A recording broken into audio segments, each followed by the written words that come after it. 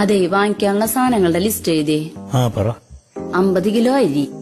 50 kilo അരിയാ? ഒരു മാസത്തേക്കുള്ളതാണ്, ഞെട്ടണ്ട. 5 kilo അരി. 5 kilo ഉള്ളി.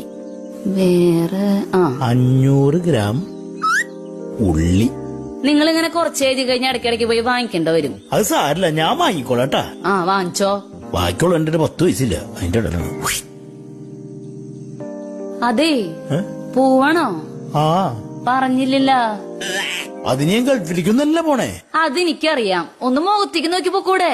അപ്പൊ ഇത്രയും നേരം നിന്റെ മുഖത്ത് തന്നെയല്ലേ നോക്കിക്കൊണ്ടിരുന്നേ? വലിയ കാര്യം. എന്റെ കണ്ണിന് റെസ്റ്റ് വേണ്ട സിബി. ഒരു സ്നേഹമില്ലാത്ത സാധനം, ഒരു ടാറ്റെങ്കിലും തന്നൂടെ?